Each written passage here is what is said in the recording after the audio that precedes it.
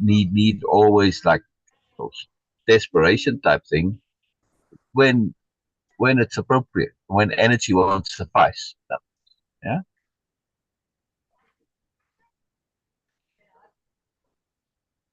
Oh, did I click go live? No, we have time. No, I think I clicked on it. Oh, okay. I'm not sure. Yeah, I did. All right, sorry, we're a little early. I filled in all the things and I clicked go live, but I didn't copy the Okay. stream software. Okay, no problem. Hello and welcome to Moreness-Culture. Good morning, sir. Oh, one moment, good morning. I was preemptive, but that's okay. I guess I'm eager.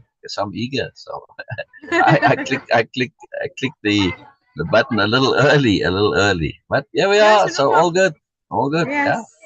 Okay, good morning, screen, and good mornings to everyone who is going to join us live and will watch us recorded later. This is a Mm. free space we are sharing with you just for the sake of sharing. No hidden agenda, nothing, just pure sharing. This is what is the magic behind that. And this is what is confusing also because it's very rare in our usual regular life that people share for the sake of sharing. It's unusual, and that's why it is It's confusing for some. it's Sorry. unusual. They do anything without any particular agenda. Yes. Yeah. Yes, so sometimes we have that. This mostly it is like okay, something is there. I'm sharing something because I need some perspective. I'm sharing something because I want to feel good. I'm sharing uh, feel good in a superiority paradigm. I want to share things because I want to help others. I'm sharing things because I just want to check myself that okay how fluent I am, how powerful I am, how much I know, how much learned I am. So these type It's of a agendas mostly we have, and I'm saying we because I'm just saying in general, and yes. that is of course everybody else also at the receiving end of sharing. We also understand the intent. Everybody understand the intent. Either we Yes. acknowledge it or not. We really consider it or not, but initially, like okay, every human being has this ability to understand the intent. Right. We try to ignore that. We say no, it's not something, because we want to live in our bubble intact. We all want to stay in our bubble.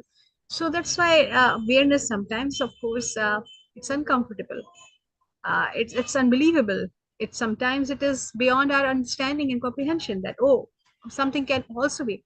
We want people and circumstances the way we have their perception to us, not in actuality, not in reality. This is the problem. This is the biggest difference I personally feel in our life. That's why we stay clinging to unawareness sometimes deliberately, Yeah. because we want to keep our bubble intact, bubble of our perception, bubble of our intent. Because if your intent, if your reality, if the circumstances reality is in contradiction with the idea I have, then it's disruptive, then it is going to be problematic, then it's chaotic, and I don't want to lose that. That's why Yeah. we ignore intent. This intent, in other words, I can say it's a soul of anything or anyone.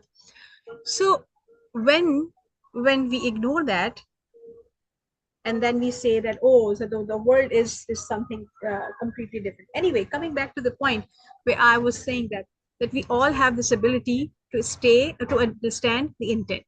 We have this Yeah. innately, we have this. Yes. So It's hardwired by now because that's how we survive, by exactly, understanding it. yes. And when someone is sharing something with some hidden agendas, we do understand that. But again, Oh yeah. it's a Oh yeah. compromise, it's a bias thing that okay, yeah, Oh because oh yes, because he has or she has or they have learned something, so now I need to be at the receptive end, and I need yeah. to be like this, or I need to contradict. This is the problem, because we have very rarely experienced something like unconditional sharing. We do talk about unconditional love a lot, like really, oh, Yes. And some people which is, can't imagine it. yes, Superiority paradigm. Can't imagine it. yes, yes. So unconditional There has sharing to is be an something, agenda. There has to be. yes. So unconditional sharing is something very new and very unusual and very disruptive also, because our defense mechanism wants to find something. This must be something. I need to know. If I'm not understanding, then it must be something really bad, because our defense mechanism tried to prepare us for the worst. And this is how we live in this primitive mindset, which is not bad, but it is not required anymore, mostly. Exactly. Exactly. That's the problem. So anyway, coming back to today's sharing, this is what we are going to do, that we are sharing, we are doing capital R reading of Carlos Castaneda's books about Don Juan, with a very specific intent to connect with Don Juan's intent, to connect with the overall intent, to connect with the sharing. So this is what we are, without getting trapped into specifics. Because, and again, as something like really need to be clear, that the specifics are very profound. It's really amazing that how they actually discovered it, how they were actually practicing it. Not only just discovered and explored, but after that they were really making it working, which is really profound. But it was part of the bigger scheme, and we want to connect with the bigger scheme. That's the only thing Oh we yeah. have, Oh yeah. and this is what we want to do. Yeah. Oh, So very that good. is, Beena, yes, would you say also that uh, that your sharing is a capital P practice? It's practicing, but capital P practicing. absolutely. And what would you be practicing? A lot of things. First thing Yes. is honesty, Yes. honesty, There you and go. self honesty, because I Yes. cannot share Yes. anything which Yes. I don't have. First thing, this is honesty I need for sharing. The Right. very basic thing is honesty. Self Right. honesty Right. is that, okay, yes, sometimes I do get into, I used to be there, so I need to include myself also in that unaware part. So yes, because I'm coming also from the should paradigm and other things, so I was there, and not personally very much involved into, but I was living in that environment.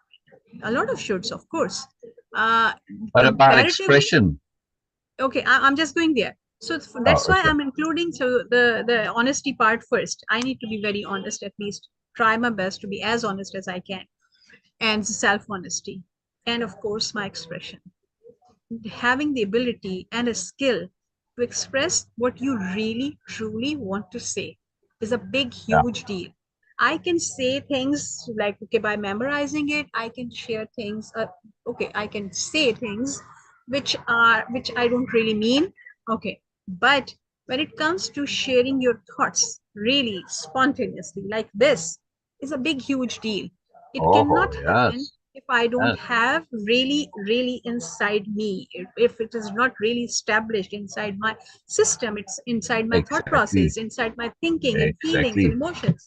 Otherwise, it is impossible to share. So, this is something, yes, expression. Yeah. Also, considering Yeah. and of Yeah. course having this skill, not only sharing, but also connecting it to the previous things and overall intent. So, this is something, yes, always Yes. staying Connecting it connected to the center appropriately, in column. other words. Yes, this is also the appropriateness again. Yeah. The okay, and of course, like with the honesty, self honesty, and having the skill of expressing myself, articulating my thoughts, and of course sharing. Also keeping in mind that I need to be like, okay, and also the appropriateness about timing it. Now today I'm just talking more because we have time. Otherwise, of course, I need to keep it in Yeah. mind. I do try my best to keep it simple and short. Also, keep it relevant and pertinent. This is very huge. That, okay, yes, whatever we are talking, I can share my daytime stories, like, okay, yes, I was cooking and I was doing that, and all sort of things. I can share memes, I can do a lot of things, and I can just chuckle here and But it's all about what is relevant, what is pertinent, what is important, what is appropriate. So keeping all these things in my mind, and at that same time expressing my thoughts. Of course, the language is skill. Of course, the public is speaking. Of course, communication in general. A lot of things in application right now when I'm sharing. I'm practicing and I'm To applying. elucidate oneself. Yes, This is quite an accomplishment absolutely. Absolutely. because we don't generally have that much awareness about what it is that's important to us, what we are about, what matters to us, what our intents are, what we are doing about them, what techniques we're using, what practices we're applying, etc. When you can actually express that and elucidate on it, it's different to expressing it, shed light on it, in other words, from all sides. Yes. This is an incredible skill. Yes. Very, very And powerful. also, oh yes, and also that I'm practicing to maintain my energy level. And of course, like, okay, be on a very smooth, okay, not very smooth. I'm trying my best to be as smooth, as fluid as possible. Because in the beginning, I was just watching some of my videos, previous videos, and I was like, okay, yes, my voice goes like, okay, yes, really high energy and all that. I can still do that. Of course, it is natural to me. I can do this all the time, but I'm learning to maintain a specific, very specific energy level, and of course, a very specific throw in my voice, and of course, maintaining my sound and voice and everything on a specific level, so I can do it for a longer run. So this is something I'm learning. I'm practicing now. You guys can, of course, if someone is watching us, can actually really notice that I'm maintaining the same pitch, the same sound, the same energy. Wonderful. Absolutely wonderful. and Ah, also and also okay, to learn to having no response at all. Of course, Syl is here and he always give me response, but my intent and the clarity I have is I might not get any response at all. So when I'm doing see, this thing, which is which has to be very clear, like, okay, to have to be comfortable with the awkward silence. This is something very early lessons from Way-Of-Impeccability I've learned, and that was really mind blowing at that time. That I am not responsible to diffuse that awkward silence, and that was like really lifted that burden from me. And I was amazed by that. That brilliant, yes, oh, if brilliant. this is also possible. I'm doing this with this purpose because I'm sharing. I will get any response or not. It doesn't affect me. I'm not Brilliant. looking for. So there's clarity of intent also in application. Super, super, super brilliant. Super, super, super brilliant, Beena. And also Ah, the power of having self-conceptions, appropriate self-conceptions. I just find exactly, myself exactly, a power exactly. learner, and this is Yeah. something really materializing in my life Oh, yeah. regularly, all the time. And the ability to be adaptive and responsible, fluid, flexible, and to be appropriate, of Yes, course. This yes. is very important. So now we're sharing without agenda. We're sharing for the pure joy of sharing. This is our primary Unconditional sharing. focus. Yeah, exactly, unconditional sharing. Right now, we also get other benefits from it, like we said. This elucidation, awareness, practice. Those are additional bonuses. As is when others join in our sharing. Yeah, Yes, when we're sharing about Moreness-Culture, which Moreness-Culture revolves around personal development, personal growth, and it also revolves around. This is very important. It's not only personal development.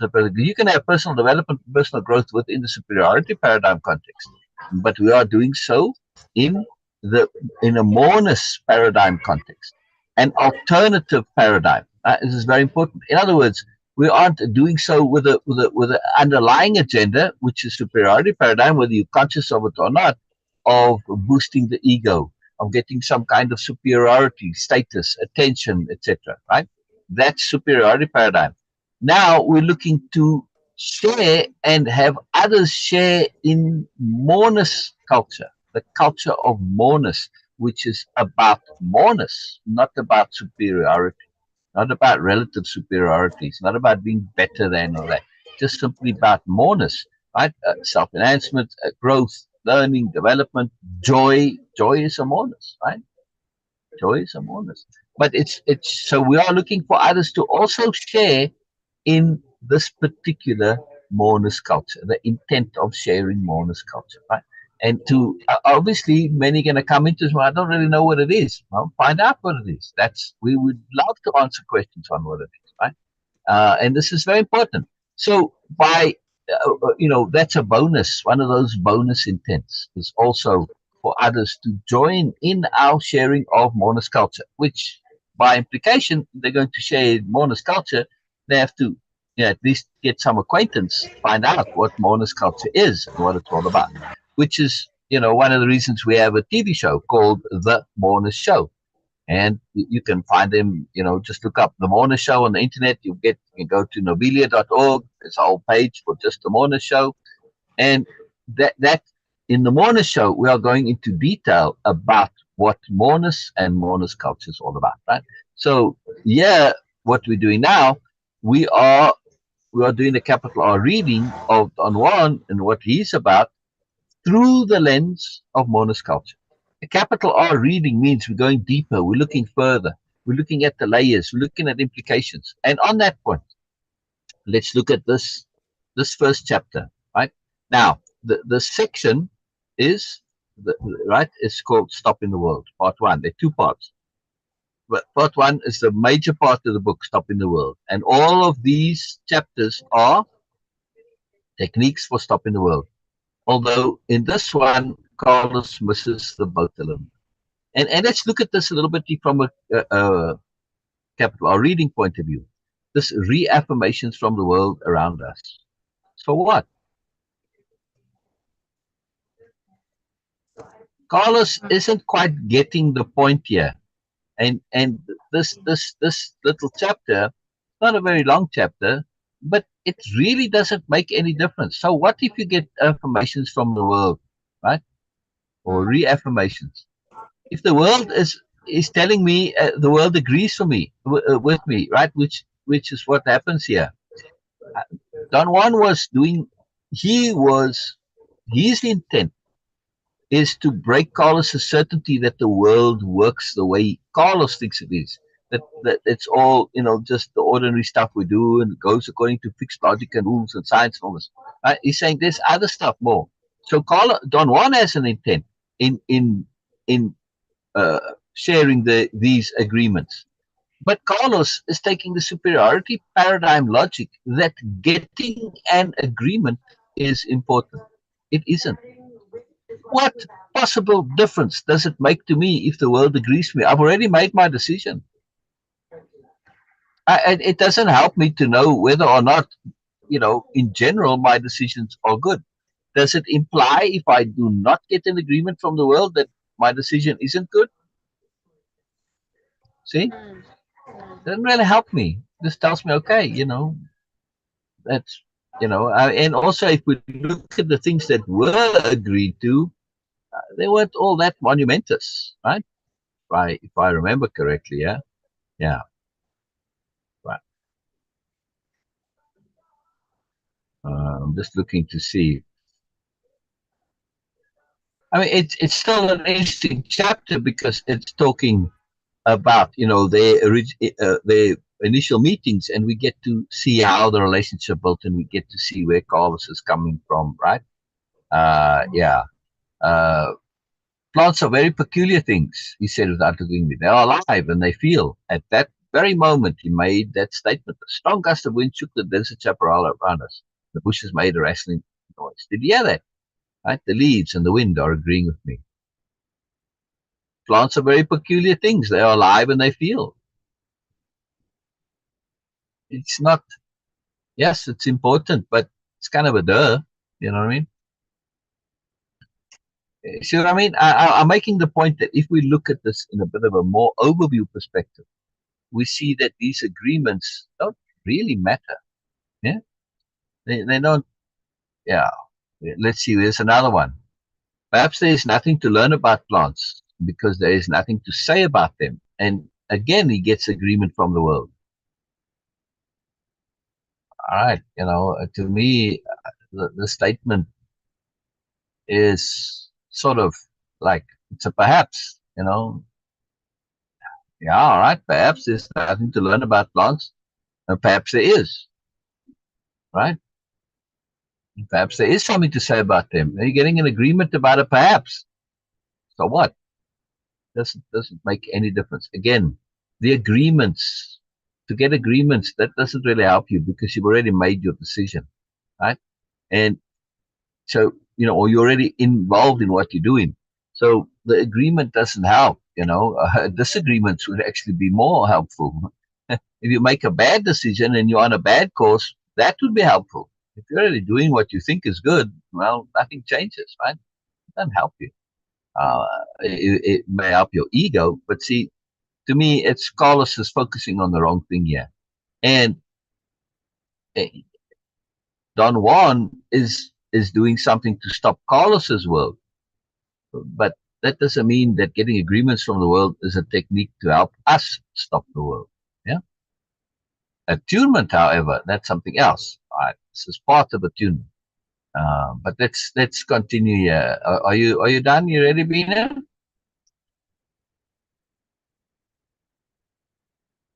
Oh, you're muted. Yeah, just a minute. I'm just taking care of Instagrams. All right, all right. I was going to have you read, you see. Don Juan is going to tease Carlos some more. Now, this second chapter, Erasing Personal History. Again, we have to understand we are reading Don Juan via Carlos's filter. Yeah. And therefore, we are getting second-hand information. Yes, we have Don Juan's words, but Don Juan's words are also put into a context by Carlos. We aren't getting full, literal transcripts of their conversations. We have to keep this in mind. We have to always keep this in mind. And on this point of erasing personal history, Carlos somewhat misunderstands this, right? And he takes it too far, and he becomes a bit, I don't know, kind of squirrely about it, right? And it makes him, I don't know, a bit shifty. And if you actually look at Carlos's life outside the books, right, then you see this as a big pattern in his life, right? He somewhat misunderstands this. Now, as we read, if you look at erasing personal history in the context of self-conception, and a self-conception is different to a self-description. Most people describe themselves and they say, I'm a this, I'm a that, I'm a this, I stand for this, I stand for that. It's very specific, very definite. And the more definite, the better. At least this is the idea, this is the belief in typical culture, right? And thus people overdo the specificness. And because of this, they lock themselves, they box them. And whatever they describe themselves as, that's where they sort of get stuck. And it may be appropriate for a while, but life isn't like that. You don't always stay the same thing. You want more. Part of midlife crisis is the awareness that the box they built for themselves is too small. And it's limiting. Yes. And they've grown, and now they're pressing against this box, and it's very stressful, right? Now it's a prison. Yeah. No longer this cozy, comfortable place. And therefore, we want to have a self-conception rather than a self-description. Why a self-conception? What's the difference? A self-conception is open-ended. It's flexible. It's evolutionary. It grows. It allows you to be anything. Yeah. Beena said just a moment ago, she said, I'm a power learner.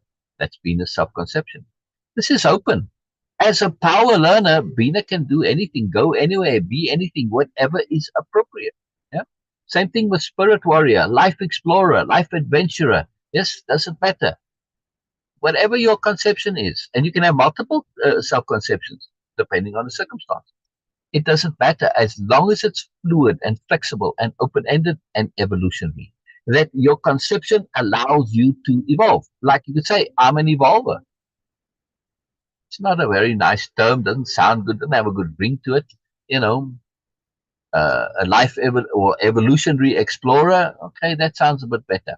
Now, again, it's not what other people hear. It has to resonate with you in Way of Impeccability, the core life change and self-change learning program, the toolbox, where it's a program where you acquire tools for change, tools for learning, tools for growth, tools for deliberate living. Yeah. In that, there's a whole section on self-conception, and we go into it in great detail. The core with self-conception is it must resonate deeply within you.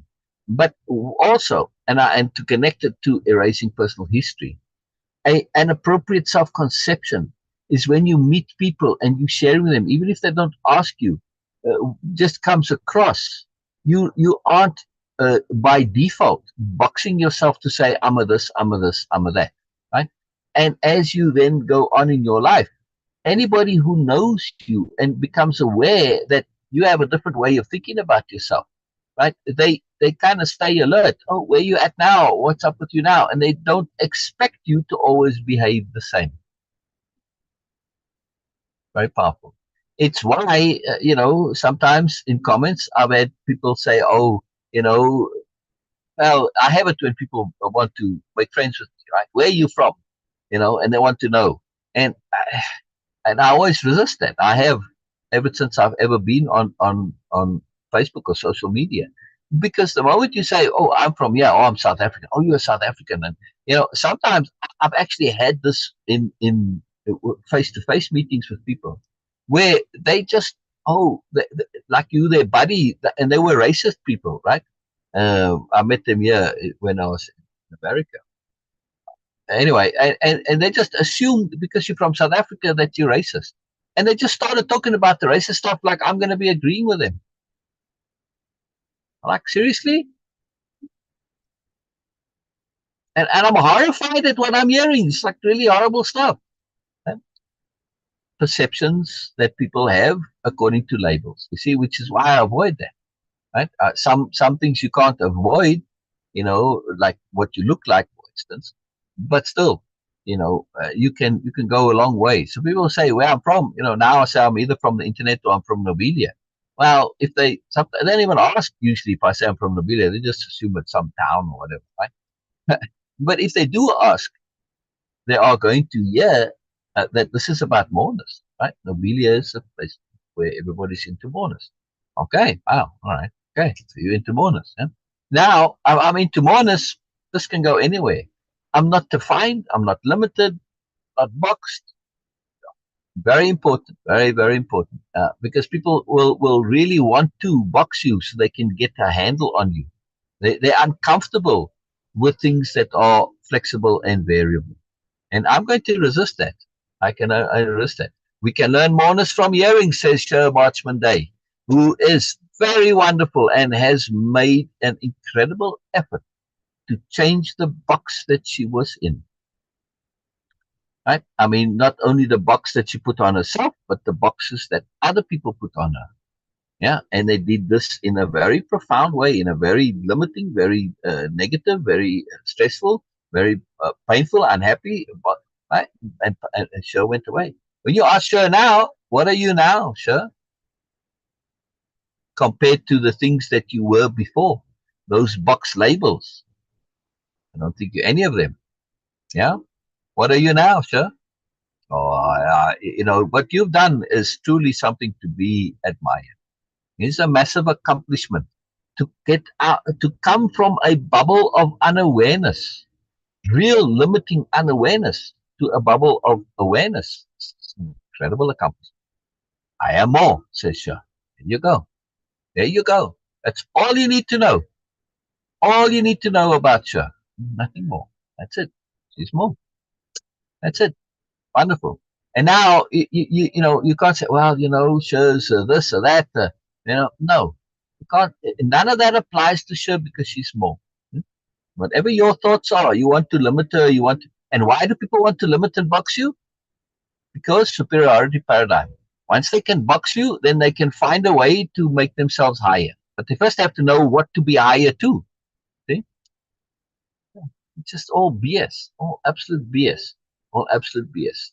I love that you're here, sure. I love that you're here. And this erasing personal history, You know, this is very powerful. Now, Syl has done it about writing books about her history. You say, but doesn't that make it more clear? No, no. Mm. All right. So as we're going to go through this, Syl, I love that you are here for erasing personal history. Yeah, because you have written in detail about things that happened in the past, and in doing so, you erased that history. Yes, yes. Nothing to do with serendipity, personal power. Big difference. Big difference. Your personal power brought you here. When we understand the difference, it's a very big deal. And we're going to be focusing on personal power. And Beena and I were chatting about this before we came on the live. There's a difference between personal power and energy. Very big difference. Yeah. So to me, you are here because of your personal power. Yes. It is also serendipitous. Yeah. Yeah. I had no idea what your topic. What that was your topic today. Something told me to listen. There you go. That something is your personal power, attunement, the universe, and you listened to it. You paid attention. And you came, right. All right. Erasing personal history. Will you read for us, please, Beena? Okay, I'll try because it's still a bit blur for me. Oh, really? Oh, wow. Yes, because the network is not very good here. Oh, all right. Okay. Yeah. All right. It's still Well, see how it goes. If not, then I'll read. I'll read Don Juan again like we've been doing before, but most of it is Carlos, in his commentary. So okay. From where? Just put your cursor there. from the top, from the top. From the top. Okay. Just a Yeah, minute. Sorry for delay. And let me. Okay. Erasing that's personal all good. history. Thursday, 22nd December 1960. Don Juan was sitting on the floor by the door of his house. Okay. Don Juan was sitting on the floor by the door of his house with his back against the wall. He turned over a wooden milk crate and asked me to sit down and make myself at home. I offered him some cigarettes. I had brought a carton of them. He said he did not smoke, but he accepted the gift. We talked about the coldness of the desert nights and other ordinary topics of conversation. I asked him if I was interfering with his normal routine. He looked at me with, Let's just pause 1 second here. Let's just do some capital R reading. This is yes, really, really right in the beginning of their interaction, right? In yes, 1960. You know? uh, yes. and Carlos brings cigarettes. There's an element of racism involved here, or at least, if not racism, of perception based on assumption of typical stuff. And when you go and visit natives, you take cigarettes. Oh, wow. Well, think of it this way, Beena. Think of it this way. Yeah. Mhm. Well, just if Carlos were to go and visit somebody in LA, let's say, one of the professors or even a fellow student, would he take them cigarettes as a gift? Hmm. He might take other gifts, but not cigarettes. Ah, okay. That You makes see what I sense. mean? Yes.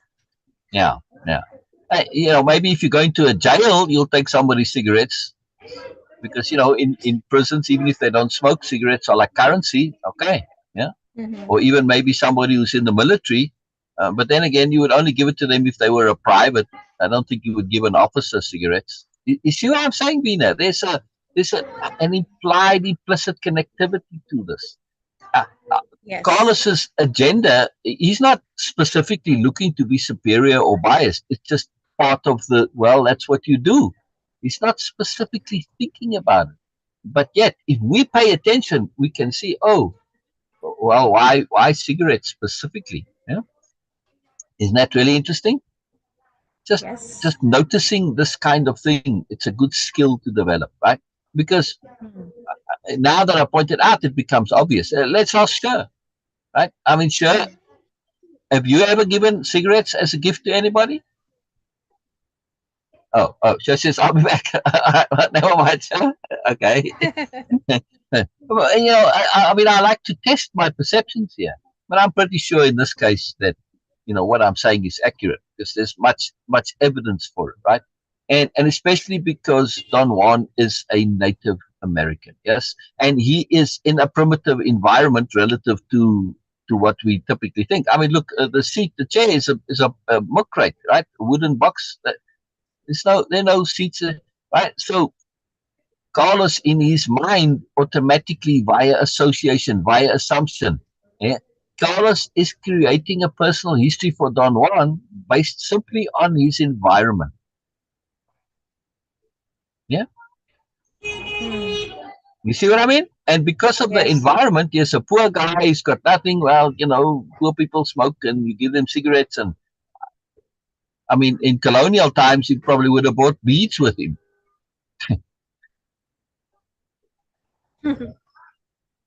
See my point, Beena?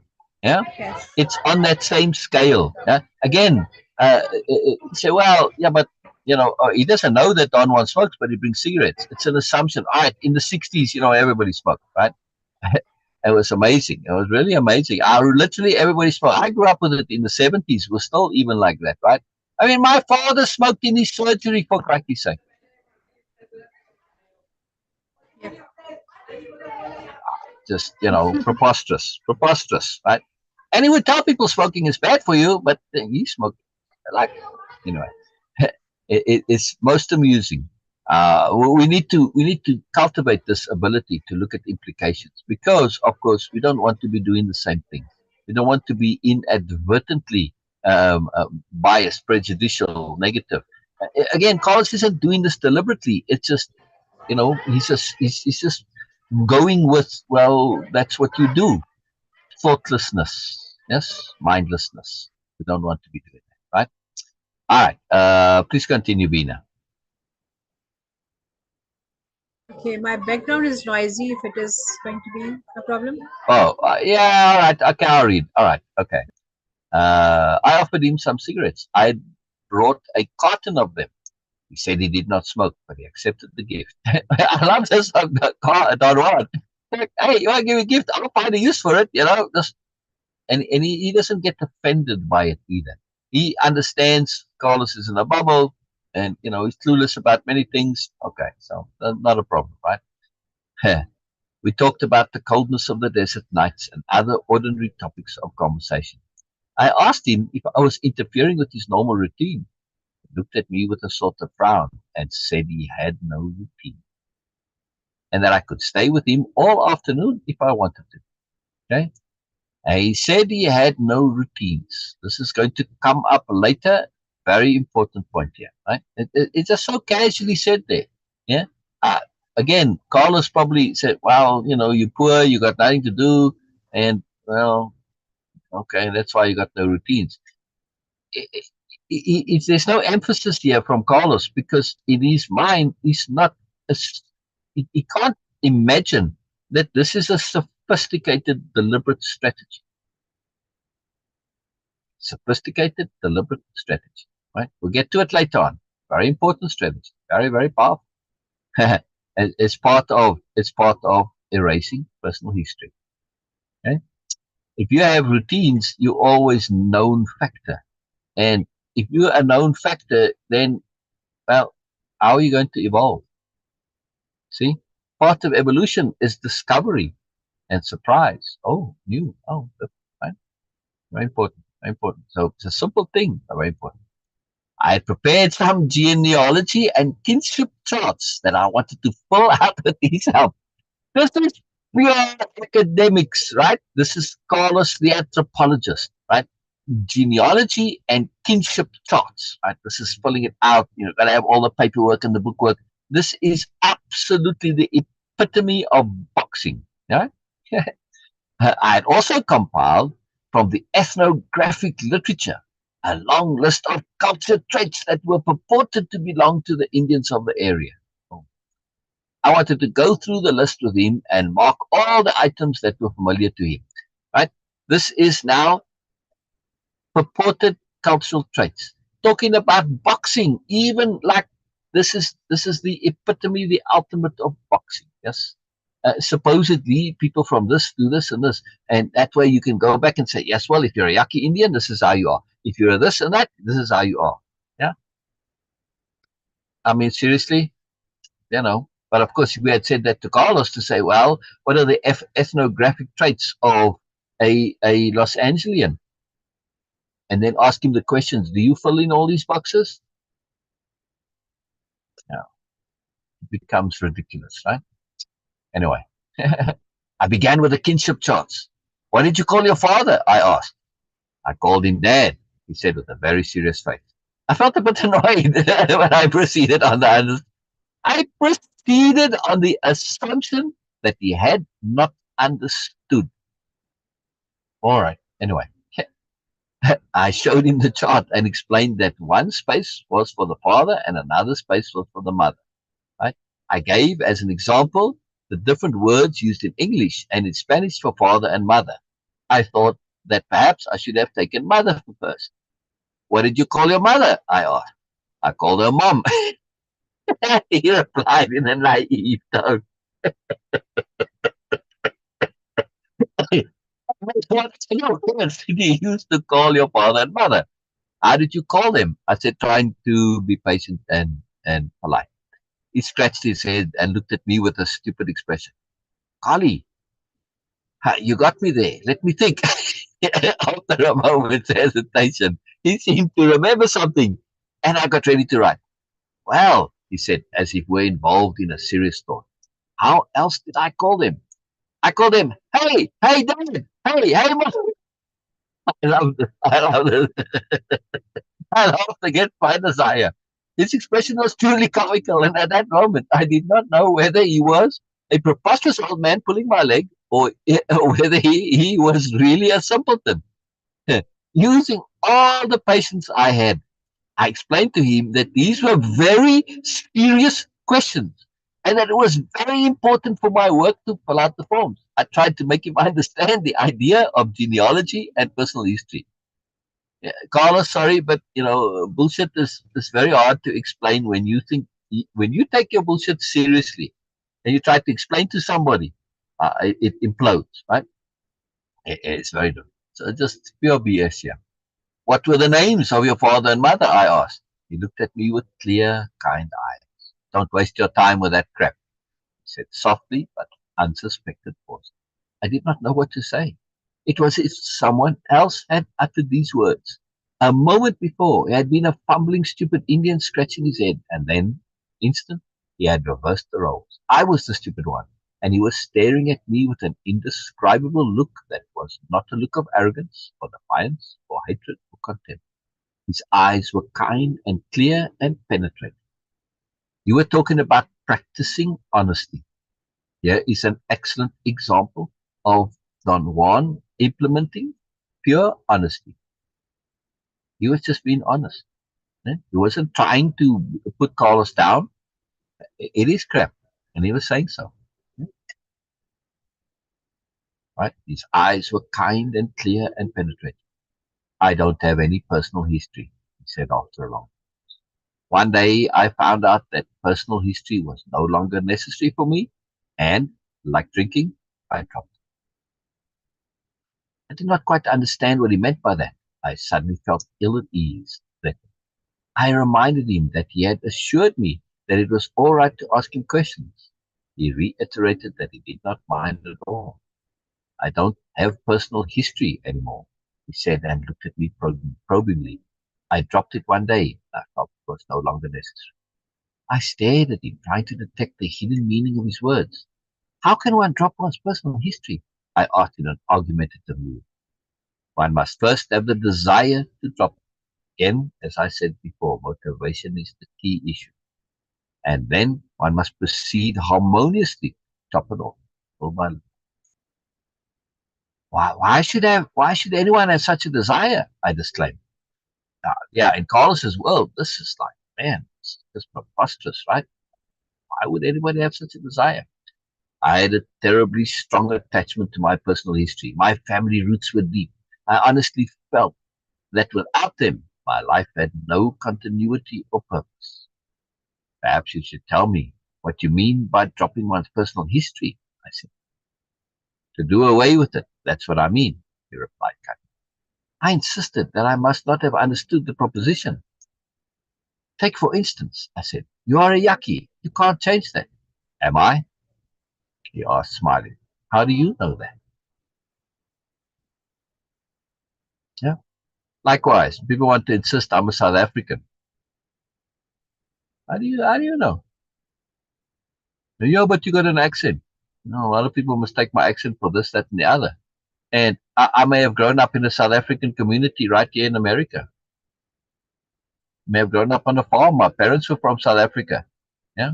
I never met anybody else until I was in my teens. My accent was already established. All I heard was my parents.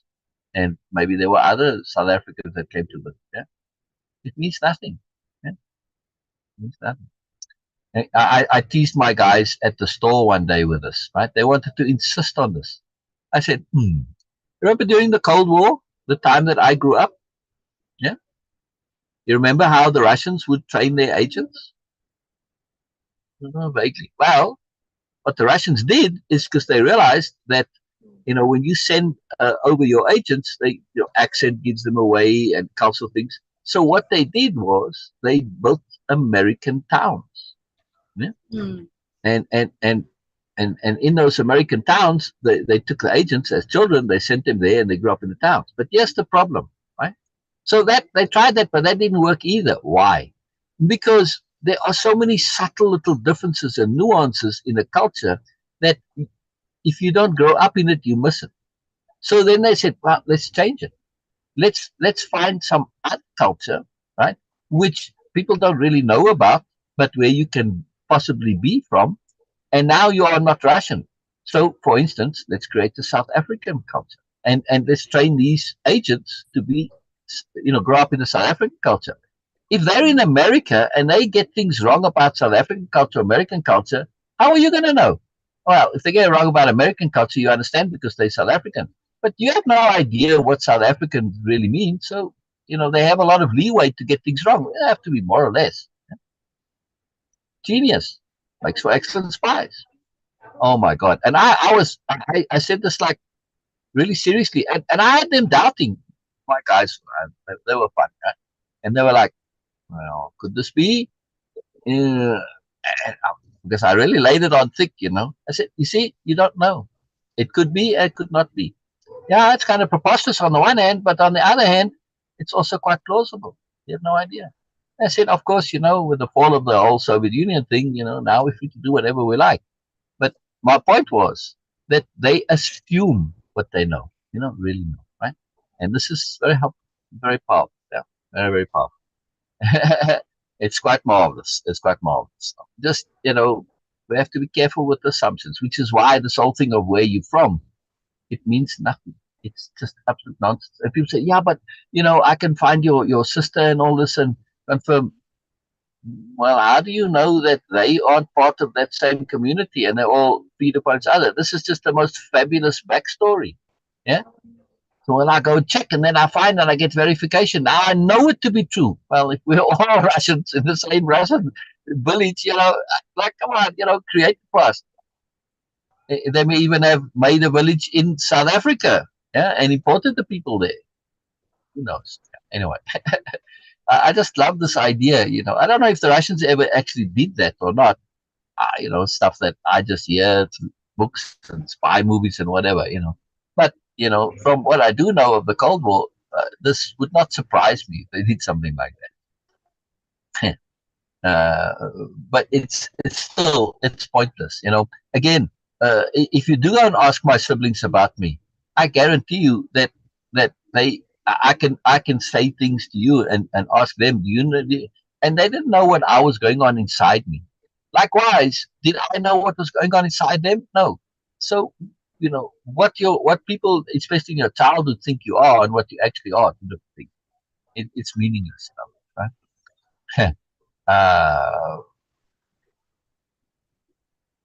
Take you, for instance. I said, you are a yucky. You can't change that. Am I? He asked, smiling. How do you know that? True, I said. I can't know that with certainty at this point. But you know it, and that is what counts. That's what makes it personal history. I felt I had driven a hard nail in. The superiority paradigm logic of, always you're looking to drive in your nail, make your point. It's a superiority stuff. The fact that I know whether I am a yucky or not does not make it personal history. You reply.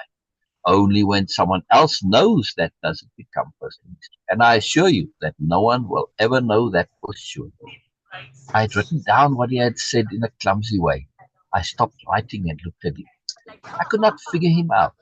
I mentally ran through my impressions of him, the mysterious and unprecedented way he had looked at me during our first meeting, the charm with which he had claimed that he had received agreement from everything around him, his annoying humor and his alertness, his look of bona fide stupidity when I asked about his father and mother, and then the unexpected force of his statements, which had snapped me apart.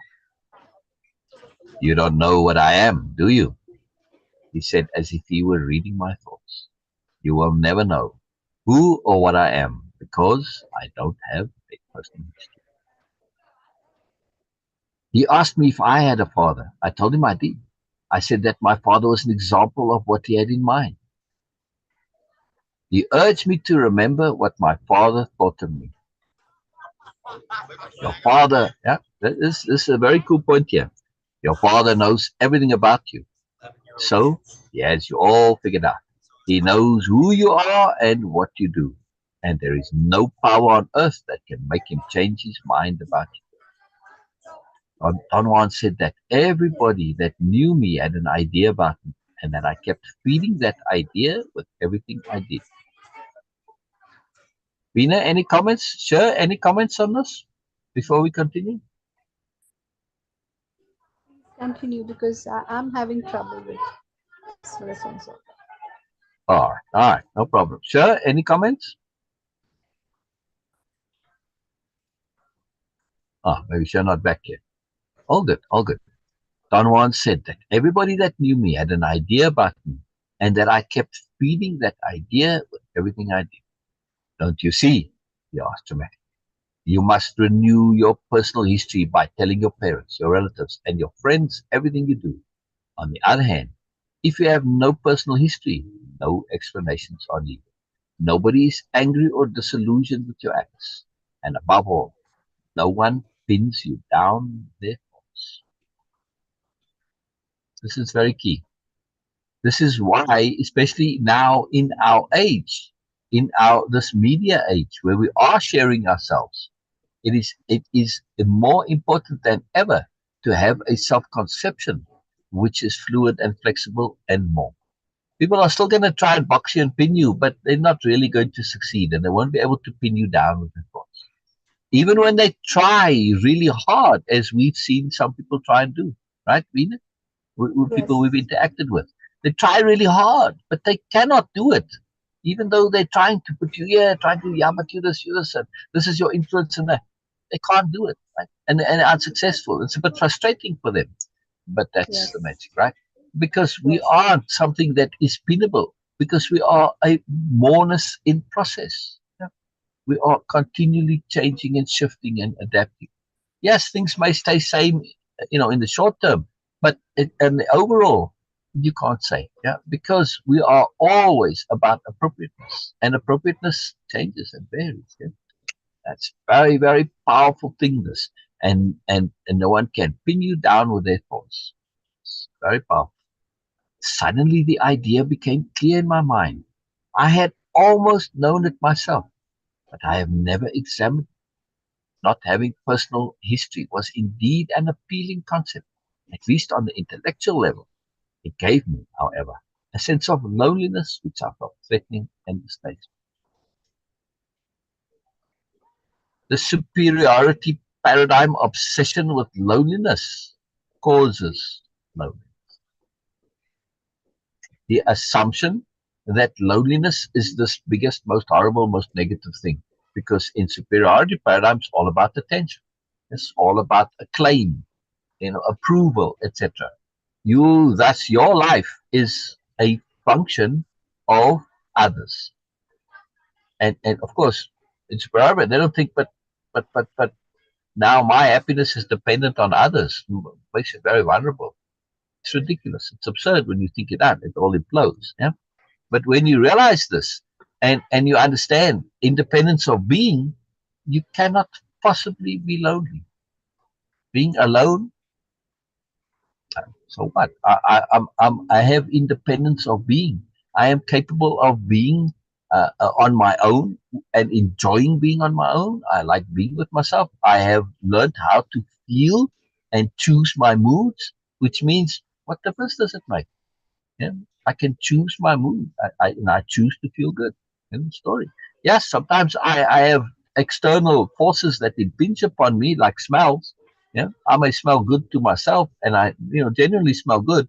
But if other smells are coming around and affecting that, well, I've got to deal with those smells, and that's sometimes difficult, right? Disperse the smells, counter smells, whatever. Right? Same thing with feelings. They the same as smells.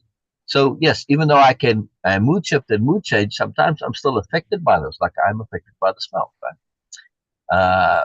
But this idea of loneliness. We have to scrap this idea, because if you believe in loneliness, then it becomes a self-fulfilling belief. Be very careful.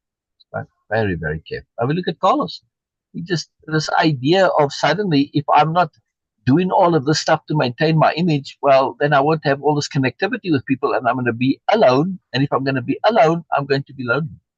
Yeah. I mean, you might not be actually physically alone, but psychologically alone.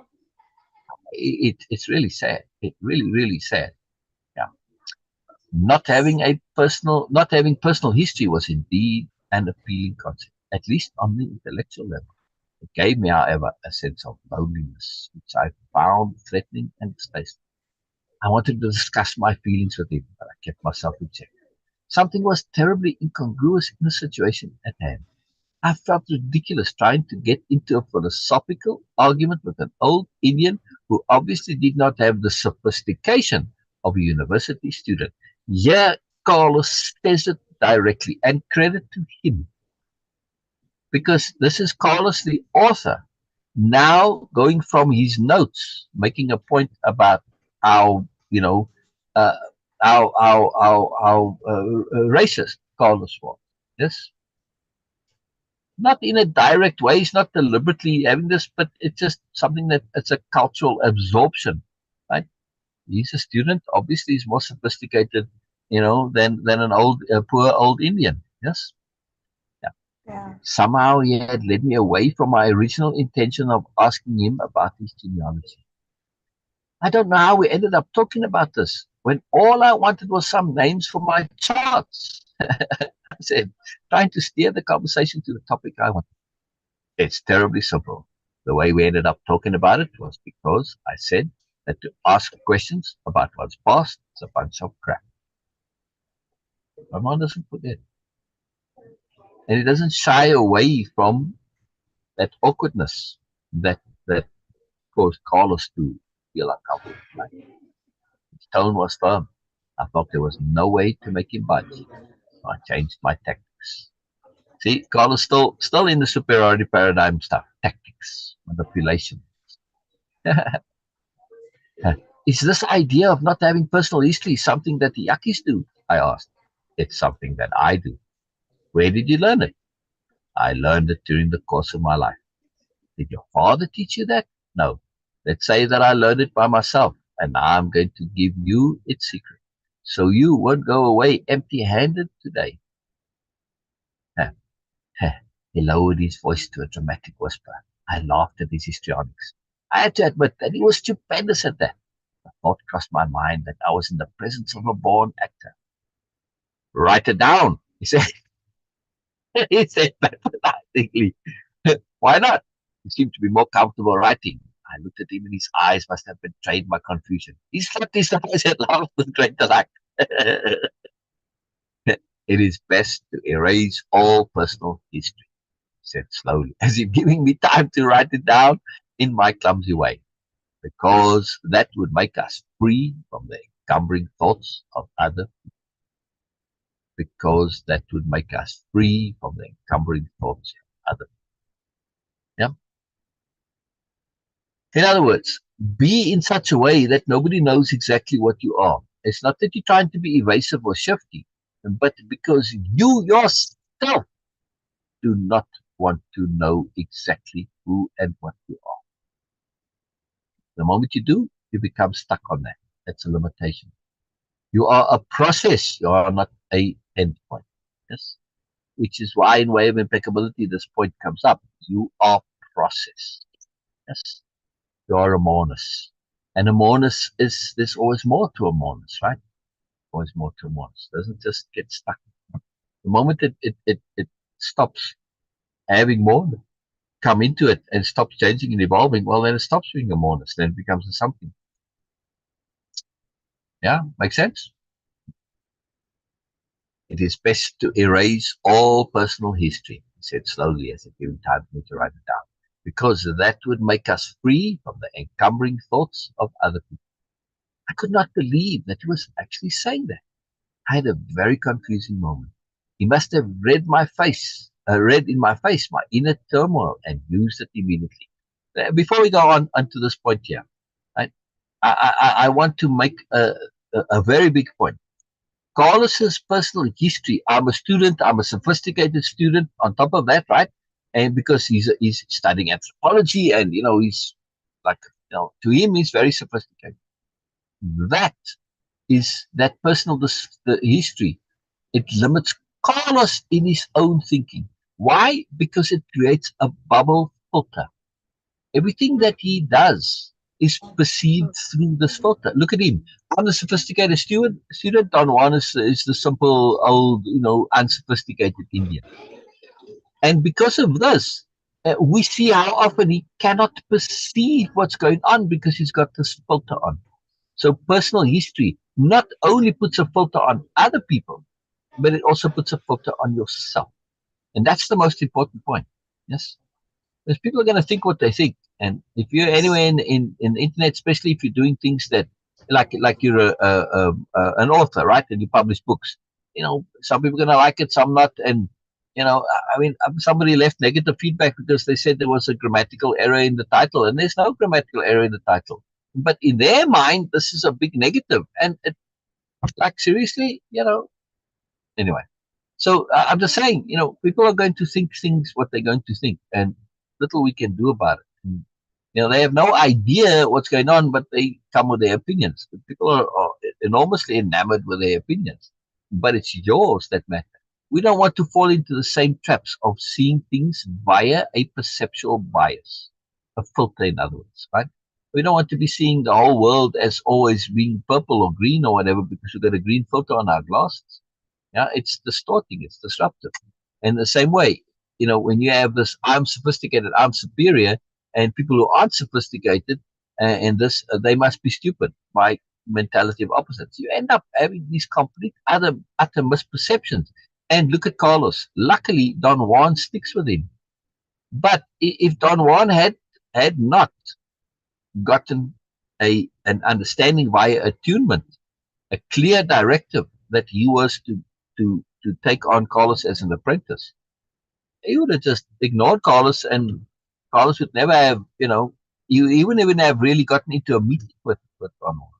He said, well, you're an idiot, and you're full of bias and prejudice, no value for me. There's no reason for me to interact with you. It's pointless, and he would not interact, right? So we are seeing something that Carlos is able to do only because of Don Juan and Don Juan's connection to attunement. Yeah, otherwise all this bubbleness would never have gotten him there, right? And we see this so often. People think they're all, and they just get. I remember seeing this with David the Bushman. Yeah, when I was acting as interpreter for the Bushman, I was hanging out with them, and they had taken me into their tribe because of. It's a long story, a wonderful story, right? You can look it up. It's called The Little Pot on the Tiny Fire. Very cool story of how we got to be inside. Anyway, so I'm interpreting, and all these boffins, all these experts from all over the world would come to meet the Bushman because they could. It was accessible to them. A very unique situation. And they had the same idea of Carlos, right? And their biases. They would say, "Well, take me to the leader." They had no leader, right? And I explained, they want to talk to somebody. Oh, take them to David. He likes to talk. So David became the leader only by assumption, not because of actuality. And then David would listen to them for a couple of hours, figuring out what their theory was, what they were all about, and then he'd slowly start feeding this back to them. And they left happy as pigs in mud. Why? Because their theory was now proven. He wasn't proven anything. He basically told you what you wanted to hear. He was being kind and generous, and of course also he had the extra benefit of getting a good tip out of it. But it was complete bogus science because of their filter, their bubble. They were incapable of hearing anything else other than what they wanted to hear. They wanted to prove their theory. And of course, people had different theories that sometimes conflicted. I can only imagine when they went back and they wrote up their papers and some other guy came in. Yes, but, I spoke to the same guy and he said this. And like, now what? Now you're going to have this big, we always hear about these wars, intellectual wars, They never realized. And you know what fascinates me? That bubble of theirs. It was so blinding. They never asked me my opinion. I was just translating. They never asked me, well, what do you think? I was saying, this guy's feeding you a load of stuff here. He's telling you what you want to hear because that's what you want to hear. And part of him is he likes to make you happy. There's no real validity to it. See, it's interesting. It's interesting, right? Never asked me what I thought. And I did. Because always they would come. The thing that was the most important to them was all about the cave painting. Why this obsession with cave painting? So they would always ask whatever it is, their theory of why this. Again, bias. There was a reason for the cave paintings. Not one of those boffins, one of those experts ever thought there may be multiple reasons for it. It wasn't in their thinking. Just no, I've got to find out why. What is the reason for the reason? The reason. One. Just absolutely astounding, right? So I went and I made a point. Because I understand about queuing and agreements and this. I made a point to get to the individual people of the tribe on their own. And I asked them, and casually too, so that it wouldn't be like a big thing and then go and discuss it and then, So I tried to get them one, I tried to do it on the same day. So there wasn't an opportunity for them to go and chat about it, right? It's like in a casual way. Yeah? So I got their personal opinions. And they all had different opinions, It's fascinating. One guy was like, well, it's just the damn children, scribbling on the walls. To him, it was just graffiti, essentially. And they all had different ideas, something, I don't know. That was the most common one was, I don't know. Yeah? It's very interesting. But they did have some other opinions. But I'm making the point about bias, assumption and bias. Boxes. Personal history is a box. It's a filter. It's a lens. It's very, very, very powerful.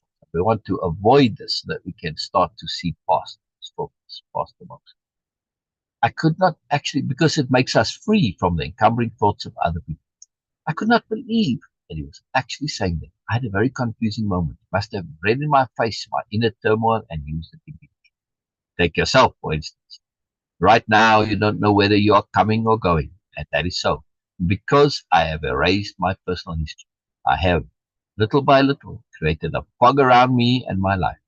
And now everybody knows for and now nobody knows for sure who I am or what I do. But you yourself know who you are, don't you? I interjected. You bet I don't. He exclaimed and rolled on the floor, laughing at my surprise. He had paused long enough to make me believe that he was going to say that he did know, as I was anticipating. His subterfuge was very threatening to me. I actually became afraid. Why is it threatening? His ego is threatened. He suddenly realized that the sophistication involved, right, by implication, is so far out and above him, that especially that you bet I don't, right? The skill involved, the nuance, the sophistication is threatening because now, right, his whole ego is threatening to implode. If I'm not the sophisticated student, I'm actually the idiot. And the ego doesn't want to accept this. Huh? And sadly, right in that moment, if he had done an Ursula, everything would be different. Beena? if we go back to, and sure, you know the story, right? But I'm Yeah. now, yes, maybe others won't know what I'm talking about. But in the Biala series, the story, right? And Yes. I'll publish it on my blog, but it's not published for general consumption, right? But anyway, in that, Ursula comes into a similar situation. Now, Ursula is likewise like Carlos, very sophisticated and very legitimately so. She's, on right to be the next leader of the world. She's one of the most wealthiest people on the planet. She's very accomplished in business and even in sports and personal life, etc., etc. But when she comes to Nobelia and she interacts with the new nobility, with Biala, she realizes, she gets to the same point, right?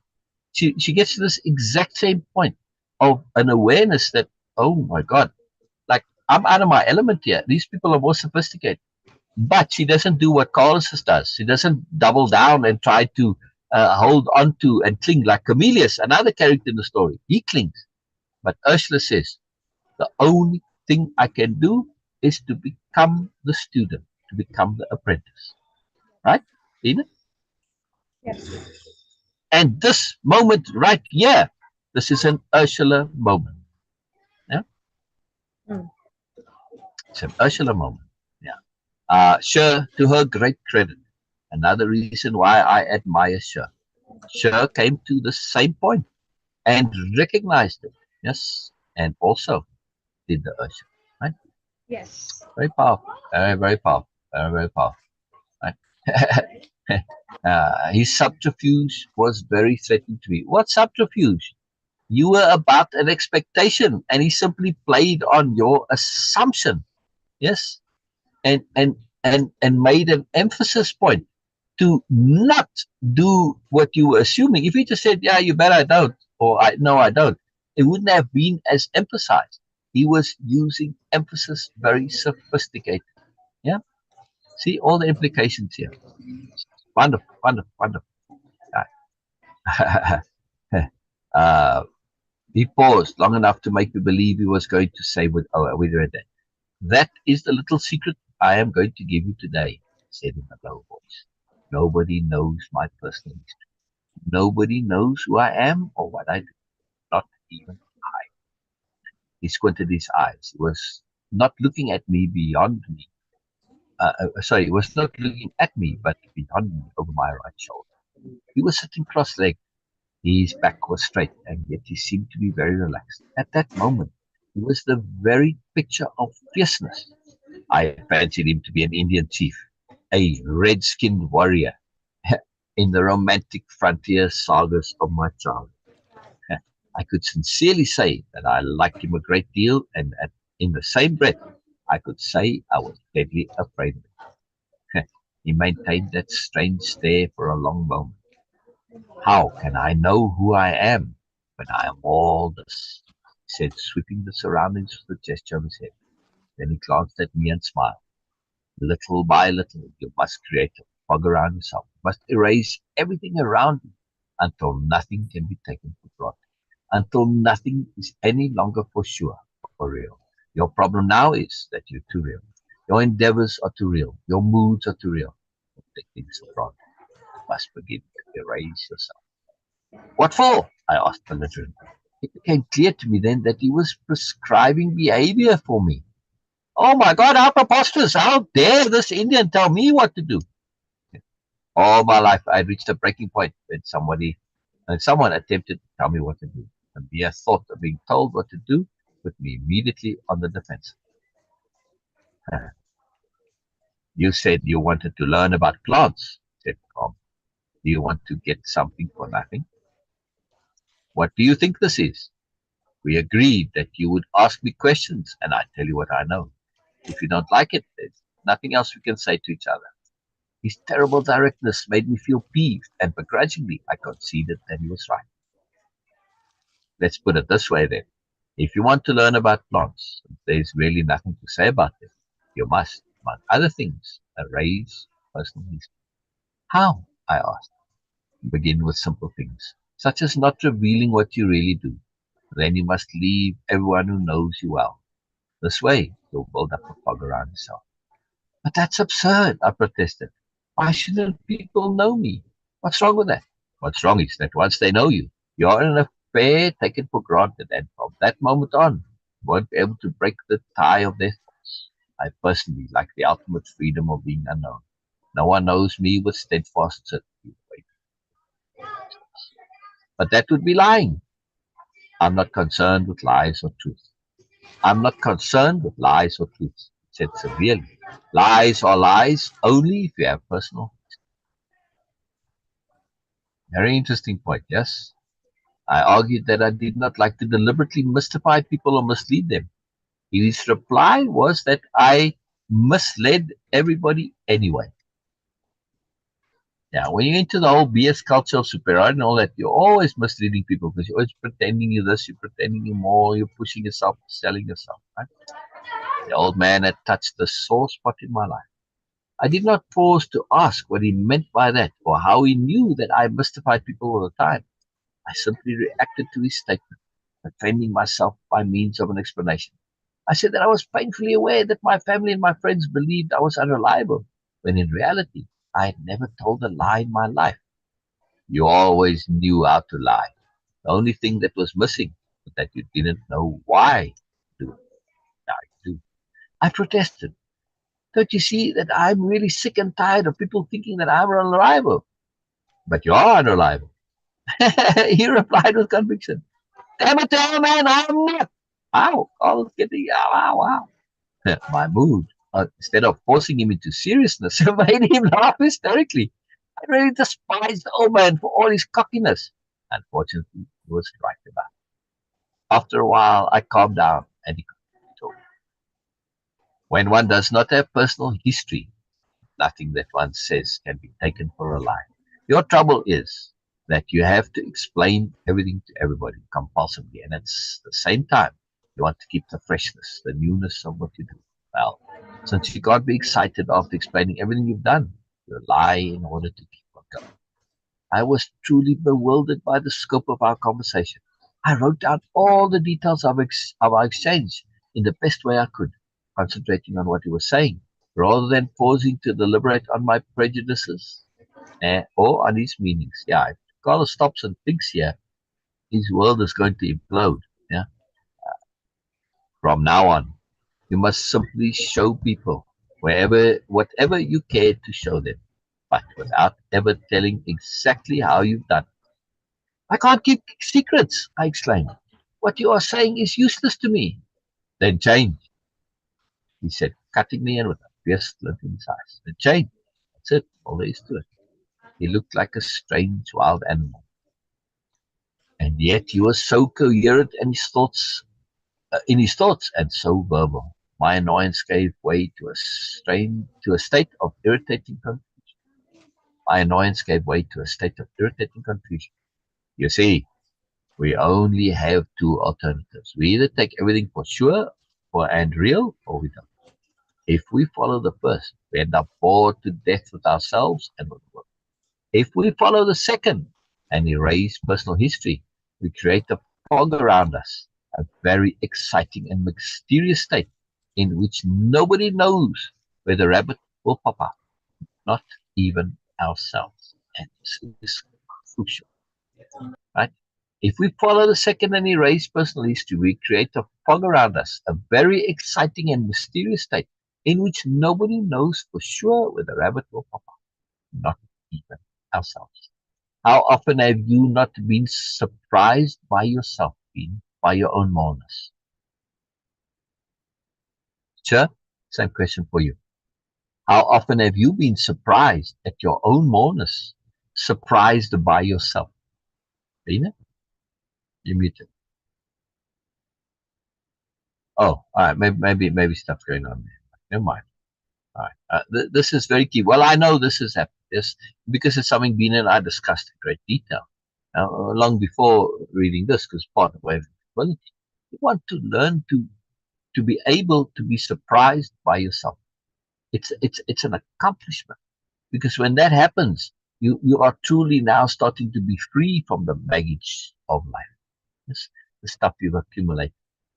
When we are able to be appropriate in the moment to whatever is appropriate, not what we believe appropriate, not what we think should be appropriate, but what actually is appropriate. That's sometimes that appropriateness, that behavior, that ability, what we are doing in that moment may be completely different to anything we've ever done before.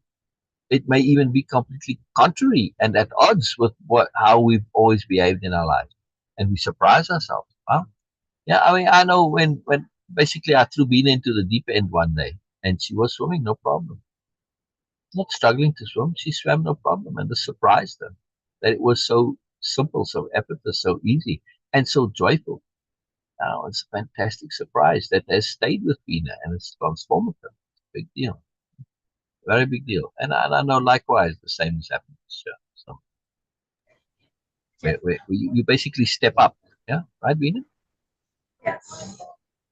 Very powerful, very powerful. Why? Because we have an open self-conception. Our self-conception allows for this. It even allows us to interact in a public forum. Yes, Yes. doesn't limit us. Doesn't limit us in the least. Yeah. All right, let's continue. We're nearly done.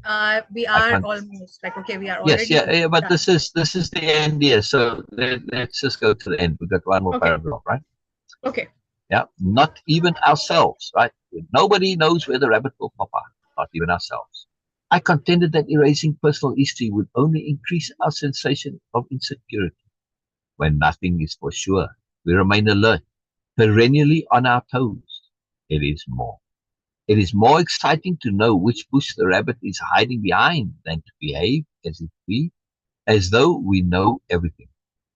It is more exciting not to know, it is more exciting not to know which bush the rabbit is hiding behind than to behave as though we know everything. He did not say another word for a long time. Perhaps an hour went by in complete silence. I did not know what to ask. Finally, he got up and asked me to drive him to the nearby town. I did not know why, but our conversation had drained me. I felt like going to sleep. He asked me to stop on the way and told me that if I wanted to relax, I had to climb to the flat top of a small hill on the side of the road and lie down on my stomach with my head towards the east. He seemed to have a feeling of urgency. I did not want to argue, or perhaps I was too tired to even speak. I climbed the hill and did as he prescribed. I slept only 2 or 3 minutes, but it was sufficient to have my energy renewed. I drove to the center of town, where he told me to let him off. Come back, he said as he stepped out of the car. Be sure to come back. To Carlos's credit, he actually went and did this exercise. Right? Why was Carlos so drained? Because he's clinging to all of the stuff, right? And when it started to crumble, he clung even more. And instead of letting go, instead of adopting that Ursula moment, the same thing happens with Camillus, right? Camillus, we get to actually see Camillus's worldview collapse. How he keeps clinging and clinging and clinging, and how it discombobulates him. He gets into, he basically becomes ill, right? Like people may call it a nervous breakdown or whatever, right? But because he's clinging. Ursula does not have this. Why? Because she doesn't fight it. She just switches in that moment. So when it comes to worldview collapse, Ursula had just as much of a worldview collapse as Camillus. But Ursula went with it, right? And did what was appropriate, as opposed to fight. The issue with worldview collapse, it's only stressful if we fight it. If you don't fight it, if you go with it, it's liberating. It's energizing. I mean, it's profoundly enhancing for Ursula. Ursula becomes fantastic. I mean, many people, it's her favorite. Ursula's like, wow, I love Ursula, right? But this is the point. She's doing something that it's kind of easy, but also one of the most difficult things to do. In itself, it's very easy, right? But when you do it, like, wow, it's so liberating. Yeah? Really, really magical. Yes, Beena? Very magical. Yes, big point. it is. Which is why it's such a big point in the story. And came about quite well. I had the intent with Ursula, but Camillus was a complete bonus. Yeah? Because Ursula, I wrote Ursula, the character. But Camillus was, as I was writing the story, Camillus is the actual person, is a friend of mine. And he was commenting on the story. He was giving his thoughts, and I encouraged him to do this. I wrote them into the story. So he's commenting on the story as I write the story, right? So all of Camillus' expressions, I put them verbatim into the story. Yeah, make it up. This is real in real time was happening then. these perceptions, these thoughts, he struggles with it, right?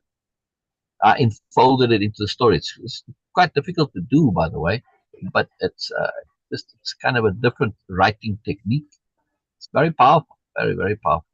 So you really get to see this directly. Now, yeah, I would have loved to have an Ursula that was there, but you know, it's so rare that this happens. Oh yeah. Wasn't available. Because it's not very Anyway, comfortable. It's not comfortable. It pops your yeah, bubble. You have to deliberately pop your own bubble, and it requires a exactly. lot to actually do this, because you are not only giving up your ideas. Those Yeah, ideas are established yeah, on the basis of your own yeah, understanding of the world around you. And when you yeah, have this idea is corrupted, is not relevant, it is not yeah, pertinent anymore, it is not appropriate, and it was a false idea. By doing so, you are aware. Anyone in that yeah, situation is aware, subconsciously, consciously, sometimes they are aware that it is going to collapse everything, every understanding. So they try to exactly. control the damage as much as they can. It is natural, Right, it is going to right, happen, but right. very But we few can believe bear. it's a negative Yeah, when I know, actually but it's a very, liberation. very few people can actually see beyond that.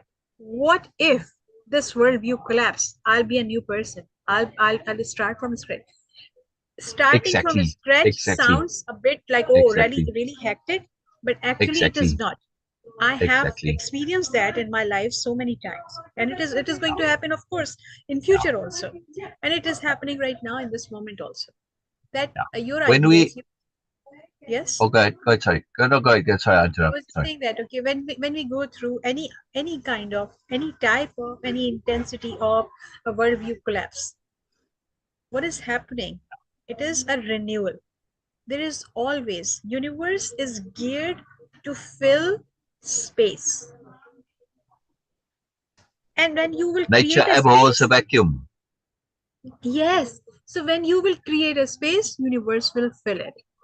So don't assume that it is not going to be Exactly, filled by. So replacement is also exactly. always going to be there. What Yes, replacement you want, it's your choice. You can choose it with yes, another false idea, or you can yes, be very deliberate about it. You can assume that it is going to be like, okay, the divine thing forever, or you can say that, okay, as appropriate as it is for right now, as long the next the most appropriate come. Okay, let's put it that way. So this is the idea that, okay, universe is going to fill the void no matter what. So it is going to be like, okay, yes, I'm empowered enough to do it aesthetically as my comfort level, as my own choice. So then I'll be at peace. big deal. Otherwise, you have Big to deal, do in other this. words. Big deal. Yeah, Yes. no, Okay. very big deal. So thank you so much, everyone. Yes. 1 second before you say, I just want to say on IG there, just, hello, Samantha Barnes. I always enjoy you. I'm keen to hear from you a little bit, Samantha. Please, I'm very keen to hear from you. Really, I am. To me, interactivity is very important. But anyway, again, I don't want to put pressure on anybody. I know some people they don't like to share, and they're shy or whatever, but that's fine. Anyway, I'm appreciative that you come regularly, Samantha. It means a lot to me. It's a big deal. And of course, Dushkatari, I just love Dushkatari. It's wonderful. So hello also to Joshua Alfonso and to Yafan. Just always great that you are here, and especially for those who come regularly, like Samantha, yeah, and to Qatar. It's just wonderful, just wonderful, so brilliant. All right. Yes, Venus going to wrap up and here. Bye bye, everybody. including me and yourself, we have 5 people watching us on YouTube also. So whoever those Wonderful. people are, you are most welcome to join us regularly. Of course, tomorrow, Comment, same time, same comment. channel, Yes, and yes, please yes. leave your mark, leave your the mark of your presence, that yes, you were there, Yeah, yeah. and Even if don't it's a be not smiley just face, even if it's a yes, smiley face or a thumbs yes. up or something, yeah. Oh yes, and we would love to respond to that, because just comments or whatever you feel that, okay, if you have any Well, questions. it can be a grumpy face too if you really feel like what we're saying is making you grumpy. Go ahead. Yes. So okay, so before we go, as always, please pay attention to your algorithm, because your online algorithm Yeah, is directly actually mirroring your life algorithm. Please pay attention wherever you are going to pay attention. universe is going to maximize it. So please, please pay attention to your attention itself. Like spend it wisely, because this is the new currency. Attention is the new currency. Wherever you are going to do that, universe is just at your service and going to maximize it. Pay attention to positivity, pay attention to learning and growing, and you will grow and you will learn. This is how the universe so far, in my understanding, and of course other people's understanding, and this is how universe is working, at least in this regard. So please pay attention to that, grab this opportunity, and be happy, be at peace. Thank you so much for joining us, and we will see you guys Bye tomorrow. bye.